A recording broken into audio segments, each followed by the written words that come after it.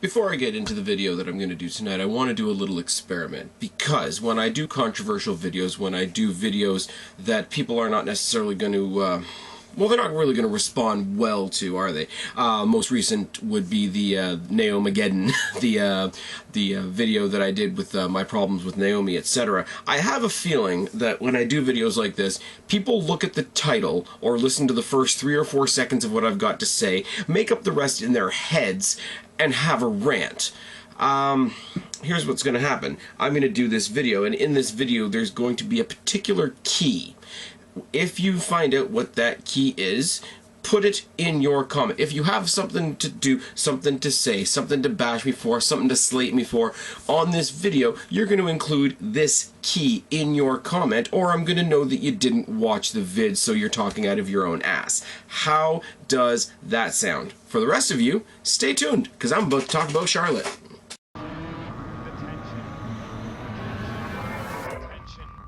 Do I have everybody's attention now? What's going on, everybody? It's your buddy, it's your pal Spaz, Phoenix, the YWC Reality Check, here to have a little bit of a chat with you about one of my favorite topics in the YWC, and that is the Divas Revolution, headed up by our current champion, Charlotte. I think Charlotte's great. I think Charlotte's a hell of an in-ring technician. You know, I can say all the cliche things. She's a great worker. She's a great workhorse for the company, all that. I genuinely think that she is a fantastic talent. What I have a problem with is equal parts her and the WWE. So I say her as a performer and the WWE. Her as a performer and the writing crew. Her as a performer and the people that are booking the shows, making the decisions that are lending towards a lot of the things I'm going to talk about here. The last time I did a video, it was on Naomi, because Naomi sucks balls for money, and people were like, oh, well, the writers have something to do with it too, and WWE has something to do with it too. It's like, no, she sucks balls for money. 99% of my problem with Charlotte is not with Charlotte the performer, as I say. Charlotte as a performer, I think, is absolutely great. I think her being the first one of the Divas Revolution to pick up the belt, while being a little bit predictable, was a little apropos. What I have a problem with is there's a debate that rages in the YWC all the time. What's more important, in-ring work, how good a match is, or the story? And the answer always ends up being, at the end of the day, you need both. One can't exist without the other. If there's a great match, but there's no story, there's no reason to know why these people are fighting, etc., then you don't care that the match was good. If there's a really, really good story, but you know the match is going to suck, like book a really, really good story between the Great Khali and the Big Show, nobody's going to care about the story because they know the match that's going to happen at the end of the day is bad. Now, you know you're going to get a great physical, technical, in-ring classic type work rate from somebody like Charlotte, but you need a story, and I'm sorry, the crux of stories is characters. What I'm here to talk about today is the fact that by virtue of the fact that she is being booked and story told and acting like Ric Flair 2.0, Charlotte does not have a character, and that sucks. Because as much as I'm behind her as a talent, and as much as I'm going to get repetitive here, as much as I think she is a great in-ring talent, I could get just that much more into her if she had a little bit of a story, if she had a little bit of a character. And she's not. She doesn't, rather, because she basically... I watched Charlotte in the ring, and I watched Charlotte on Monday Night Raw or NXT or whatever, and it's like somebody whispered in her ear right before she went out there, go out there and be your dad. You're not playing Charlotte, you're being the new Ric Flair. You're being Ric Flair 2.0. Your role is you are Ric Flair's daughter. That is your role. Another example I can think of is why Kane never really truly became a superstar in the WWE, because his entire character was that he was Undertaker's little brother. You can't be a mainstream superstar if your character is I'm so-and-so's brother. See people like Ted DiBiase Jr., see... I mean, there are examples out there. Cody Rhodes is an example. Bray Wyatt is an example because they've never acknowledged it on screen, etc. But I mean, like, look at the other two divas in the Revolution who have had their family lineage overplayed and oversaturated and pulled for every little bit that it's worth. One is Tamina, one is Natalya. Tamina's okay. Natalya's pretty great in the ring, but it's just... you know, she still comes out there in the pink and black of the Hart family, and it's just, please be yourself. And you know, she's known as Tyson Kidd's wife, and it's that sort of thing. So I want to touch on a couple of things, and most of these are superficial. I want to lie. I don't want to lie to you guys and say that everything is deep and nitty gritty. And I thought forever about this. This was literally I was kicking around at work today, had some free time, put a few thoughts together. I just wanted to share them with you guys. And I have to reiterate, this is not a hate video on Charlotte. I am a huge fan of Charlotte. I am happy for her that she is the Divas champion. I just want them to get rid of some of these elements where it's really still her dad's story. Number one is they overuse Ric Flair backstage. Now, I understand Ric Flair is a legend, not only in WWE, but in wrestling in general. So anytime you can have Ric Flair on the TV for even a moment, they're going to take that opportunity. And they've had him in for various things. They had him for the Legends panel when they talked about Brock and Cena. They've had him in for various other things, not having to do with Charlotte. But with Charlotte being the juggernaut that she was in NXT and now on the main roster, obviously you cannot have Ric Flair on the show and not acknowledge it and not have them, you know, father-daughter huggy backstage scene. I understand that. It's the same as when the Hart Dynasty was there. They brought in the new Penny tag team championships that nobody really likes. Who came out to hand them to the Hart Dynasty? It was Bret Hart, obviously, and that's great. So you have Ric Flair, who you want to use the name of. I understand that. You have Ric Flair, whose daughter is right there and in a prominent spot in the company, so they're going to cross paths. I get that. But, I mean, they do it, I think they do it too much. They do it too much, and it starts to feel, I know it's not, but it starts to feel like Charlotte's kind of saying, hey guys, keep going, keep cheering for me, keep going, keep cheering for me. You remember who my dad is, right? Like, he's right here, I'm going to hug him a bit closer and all that. And the sad thing about it is, A, I don't think they're trying to do that, I don't think that's the goal, and B, Charlotte, by all means, does not need it. I mean, if you wanted to do that to introduce her to NXT, when she debuted on NXT, if she was introduced by her father for the first time as a big explosive way to introduce her to the company, but then she made her name in NXT. She's not coming up to the main roster now because she's Ric Flair's daughter. Because she is, as I say, and I'm going to get a bit cliche here, she was a juggernaut on NXT, and she took everybody to school. And this is a thing. And she elevated other people along the way. People like Becky, people like Sasha, people like Bailey, and it's good. The other half of that, number two, is the commentators, both on NXT and on SmackDown. You know when, of course, she's doing great in the ring. You know how she's the daughter of a legend. You know she's been growing up around this her whole life, and rah, and it's just. It's for one thing, on the very, very surface level, eventually you get sick of hearing about it. Things like, you know, Kurt Angle won the Olympics with a broken frickin' neck. You know, Chris Jericho beat Austin and Austin and Triple H? Austin and The Rock, sorry, in the same night to become the WWE Undisputed Champion. These are things we know. You know, Nikki Bella is the longest reigning Divas champion of all time, and she's going to play that up for a little while, and it's good, but it's too much. And again, it's like saying, on the one hand, oh yeah, look, with all this upbringing, she's great and wonderful, and of course she's great and wonderful, but then it's like they're saying, okay, she's great and wonderful because she had all these advantages. She had the advantage of growing up around the business. She had the advantage of, you know, growing up under the tutelage, under the learning tree of somebody like her dad, Ric Flair, and the Horsemen, etc., etc., etc. So it almost diminishes it because, you know, she can go out there and do something great, but then, of course, the rest of the world is like, well, look at all the advantages she has. Of course she's great, whatever. Whereas, no, she's a fucking phenomenal superstar. And something I just thought of just now that I don't have on my notes, but I'll mention it anyway, the Four Horsewomen. I get it. I do. They were the heart and soul. They were the core of the Divas division in NXT when it really started to take off. Bailey, Charlotte, Sasha, and Becky. Four phenomenal talents. Four phenomenal talents coming together to be one common force. I get it. I get the similarities. And yes, I get that she wants to pay tribute to her dad that way and pay tribute to the other girls around her in such a respectful, legendary-esque way. But again, it's just like, look, I did what my dad did. You liked when my dad did it. Now I did it too. Where she doesn't need it. She doesn't. And that's the frustrating part. I'm not bashing her for it because, yeah, they went and they played it up, especially at the Brooklyn show, because it was the first sort of big NXT pay-per-view. So, of course, they're going to play up something that everybody knows about backstage, being the Four Horsewomen, being how tight these girls are and how they've worked forward to bring the Divas thing together. But at the same time, it's a little on the nose and it's a little...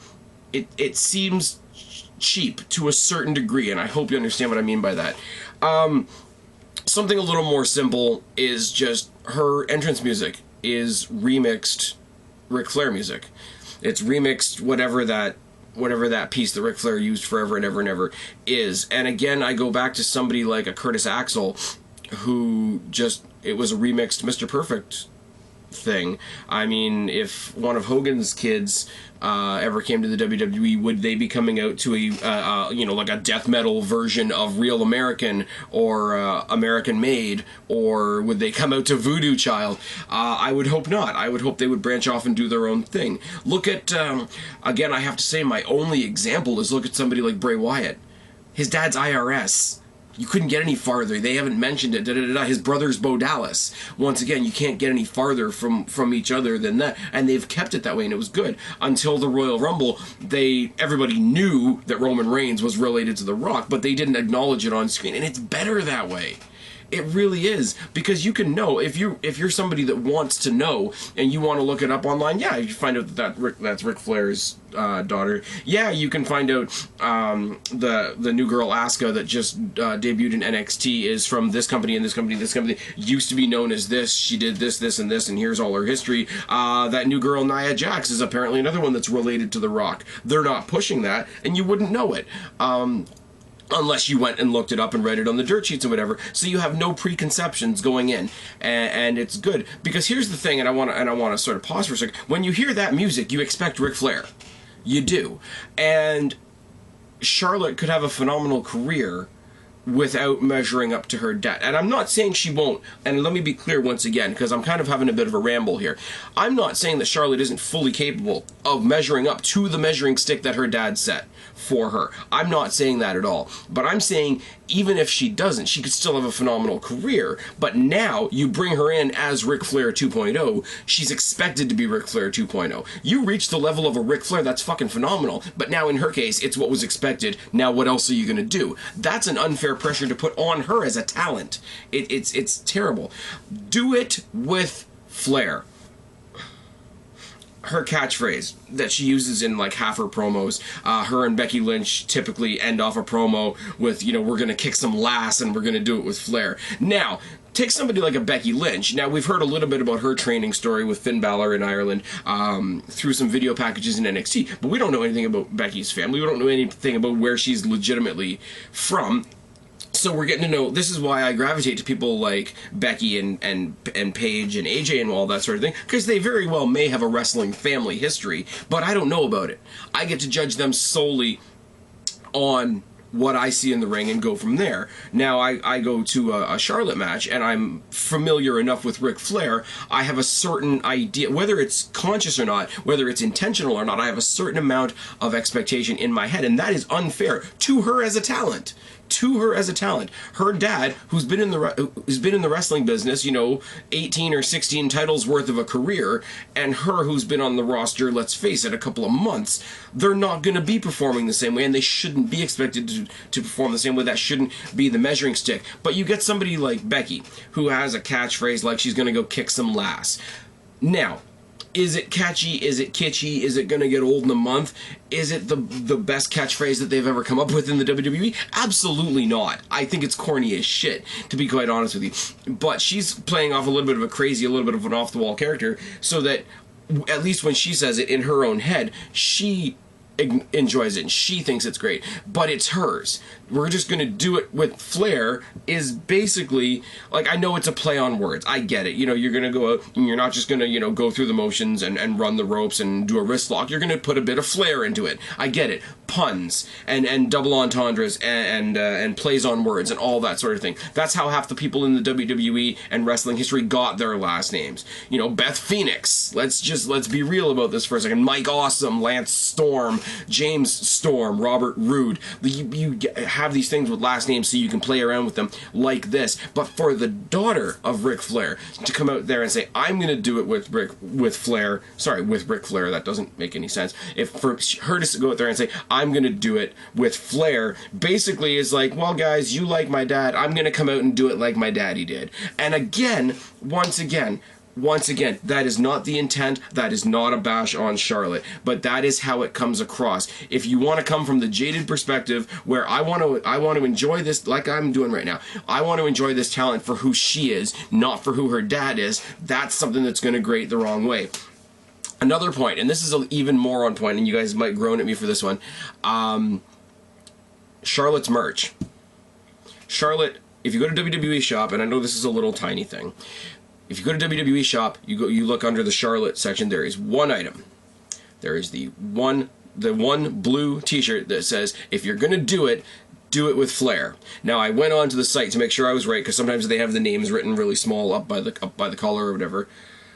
Charlotte's only piece of merch on WWE.com has her dad's name on it, but it doesn't have hers.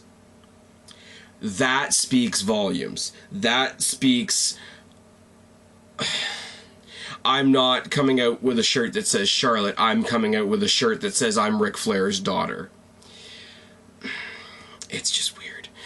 Now, going on with the whole what people wear to the ring, etc., at Night of Champions, and I believe on the next night on Raw, and I believe this week on Raw, her new ring gear. You got ring gear. It's great. Ziggler has like the Destruction Zone, the DZ thing on his tights right now. All the members of DX had the big green X on their thing at some point. Something about who they were.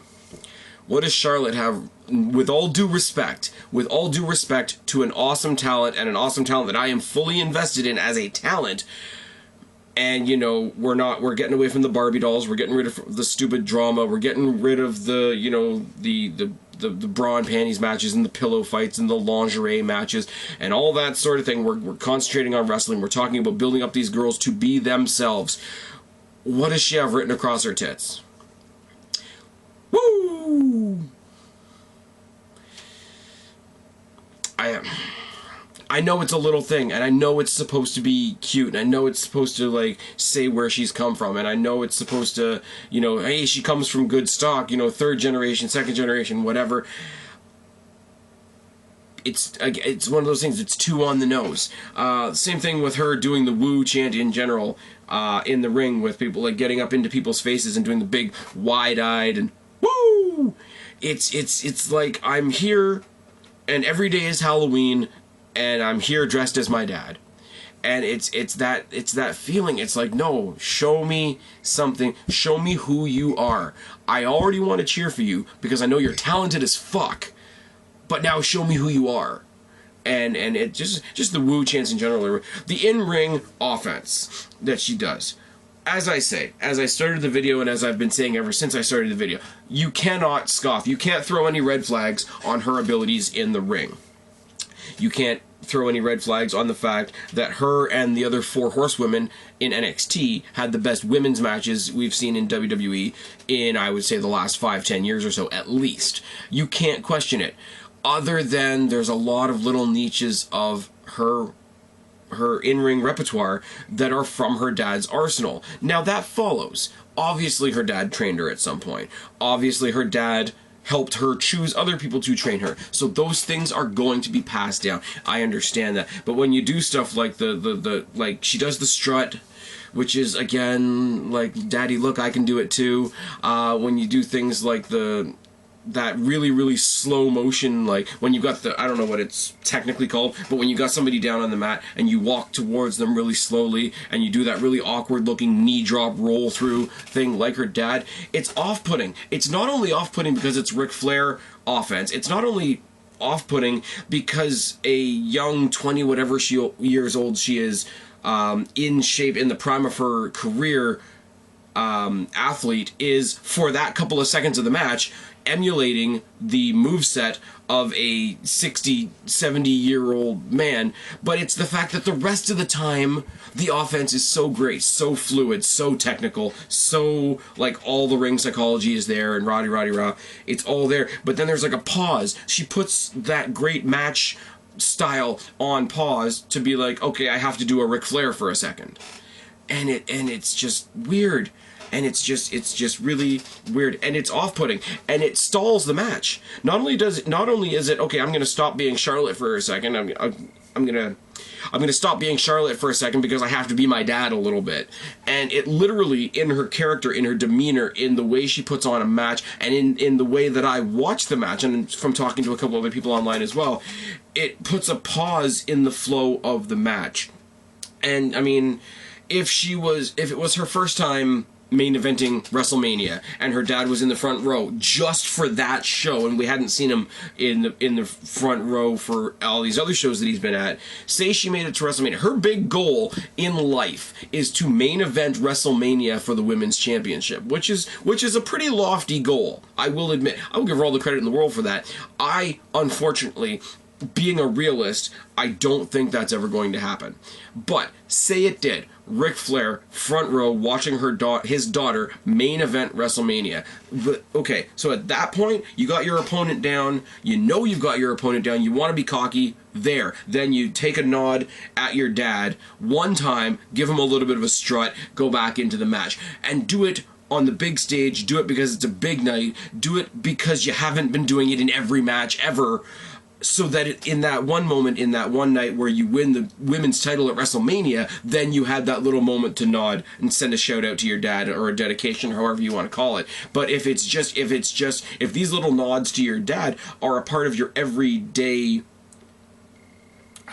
how can I say it? If they're part of your everyday routine, then on a big meaningful moment like that, it won't mean anything because we've seen you do it in every match.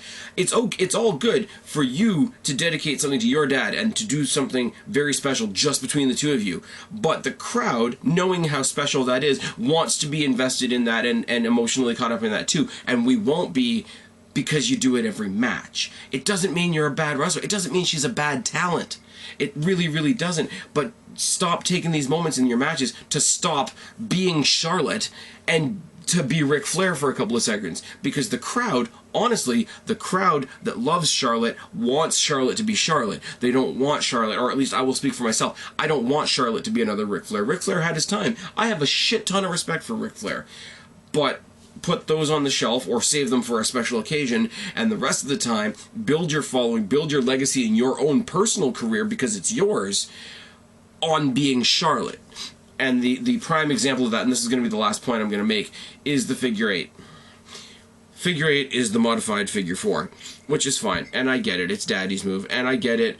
Even if you don't know who Ric Flair is, the figure four is a well-used move by several people. The only other one I can think of off the top of my head would be somebody like a Jeff Jarrett or a Bret Hart. It's a move that old-school wrestling fans, even if you don't like Ric Flair, we know the figure four. And we know it, and it's something familiar, and it's not something really wacky, pulled out of left field. It's easy to digest, and it gets a pop. I get it. But here is the thing, and here is the thing. There's a bit of psychology that I'm going to talk about in a second, and this has nothing to do with Ric Flair. But again, it's just, I'm going to do it the way Daddy did. And that's my big problem. I'm here to win the way Ric Flair would have. My problem is, she's proven, okay, first of all, that she can pull off a wicked spear. Now, that's not really an individual thing, because a lot of people are doing spears. Edge did a spear, Goldberg did a spear, Batista did a spear for a little while, Caitlyn did a spear, who else is doing a spear right now? Well, Rhino's on Raw, or on NXT doing the gore. All kinds of people doing it. Roman Reigns is the other one doing a spear right now. So that's not, but it's a great setup move. And the whole time she was in NXT, yeah, she used the figure 4/figure 8. But she also had that flipping facebuster that I believe when she was a heel was known as Bow Down to the Queen. When she became more of a face, it became known as Natural Selection. That is your finishing move. Even that, Natural Selection, daughter of the Nature Boy, Natural Selection, even that's got a tie to Ric Flair a little bit, but it's still unique enough to be Charlotte. Now, here's my problem, and here's the only thing in this entire thing that has nothing to do with Ric Flair.